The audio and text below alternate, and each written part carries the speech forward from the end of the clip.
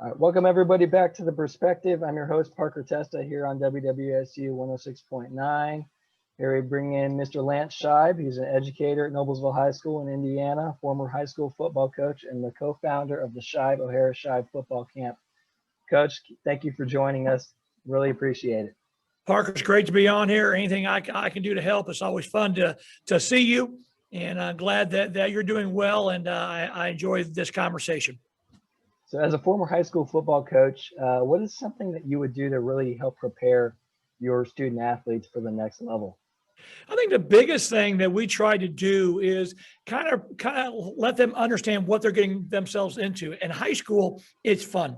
It's enjoyable. In college, especially if you're at a school where you're getting money to go to school there, it's a job. And so we try to simulate things for them, walk them through different things that are going to happen socially, academically, and then their sport-wise in football. And really, we had a great track record over my 27 years of coaching of our kids really did well at the next level because we were very honest with them and kind of explained to them really what to expect at the next level.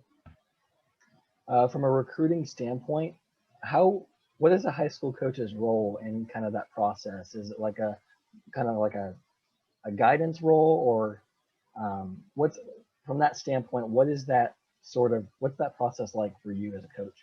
I got really lucky because I know that we're going to talk about our camp here later, but because of my camp, I saw college coaches year round, and they would come in and they would come see me if they had kids or not, because I had kids from all over the state that came to my camp.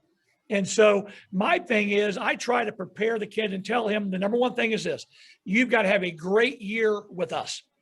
If you worry about your senior year and you have a great year with us this fall, then college will take care of itself. They're paid as college coaches to find talent. So don't worry about it. Don't stress about it. I always believe less is more. I think kids put too much out there too early, and thus coaches early on are trying to say no more than they are yes. And so again, I had a lot of success at getting kids what I call free money, in that money that they don't have to pay back, which is a big deal. And so the biggest thing is just making them aware of what the school's looking for, making sure they take care of their end of the bargain or their end of being good academically.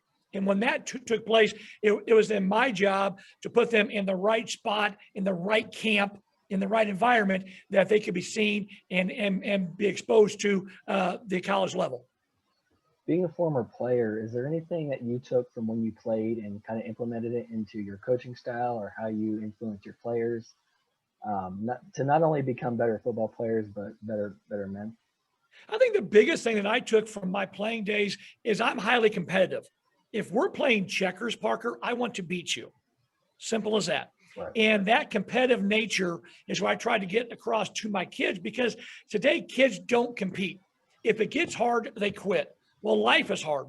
Life is really hard. And so that's probably the biggest thing that I took from my playing days. Very fortunate at Warren Central High School, then at Purdue, but you had to be competitive, because if you're not and you don't compete at the highest level all the time, then you're going to struggle to be successful, whether it as a teacher, as a father, as a, whatever it might be. And so that's really what I try to instill in all of our kids is those that are successful are highly competitive. And when you compete, great things happen.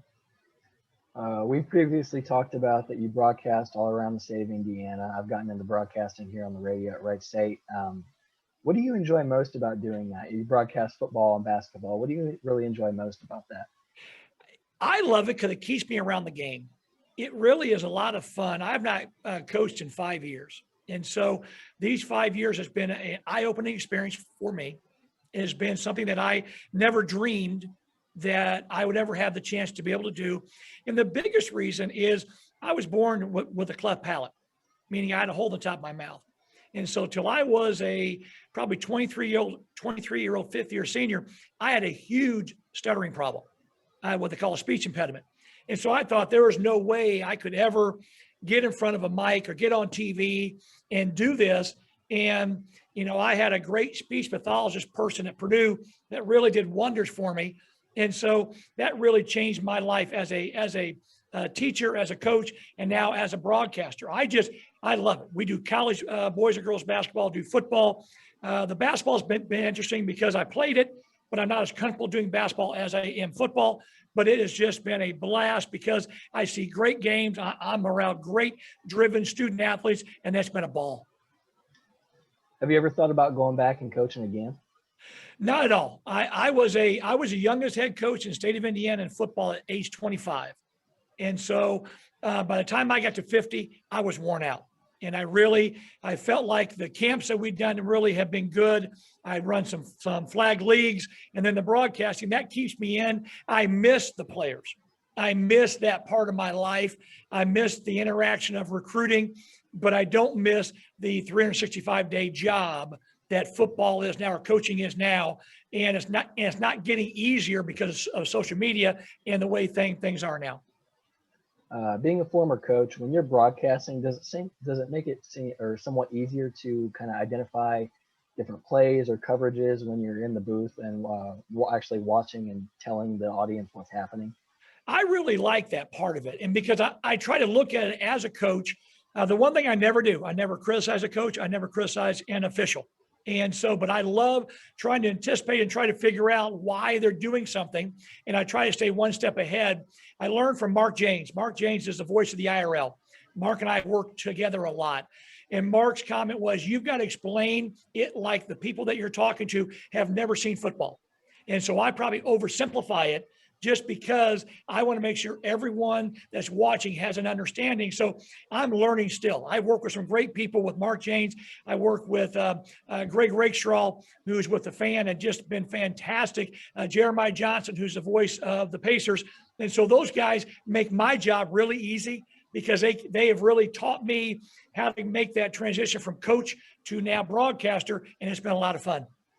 So you're the co-founder of the Scheib football camp. Kind of talk me through what the camp is and what's its mission. In 1998, we started with 22 kids, and we do it's skill development.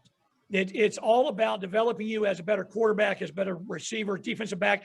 We morphed that from 1998 with very small kids. Now we average about 800 kids a spring that come to it. Other than last spring, because of COVID, we've done every year. It's all positions. It is a 4-week-long camp. You come for 2 nights a week, and it is all skill development. And all we're trying to do is make you better at your craft, whether they're going to be offense, defense, kicking, whatever it is. I've got 190 coaches that work for me. We go through about 8 different sites, and it's been something that we've been very blessed to be able to do since 1998. Well, Coach, I can't thank you enough for coming on here and talking with me for a few minutes. I really appreciate you. Parker, I loved having you as a student. I'm glad you're doing well. Anything I can ever do to help you out, please let me know. All right. Thanks for listening, everybody. We'll talk to you next week here on The Perspective.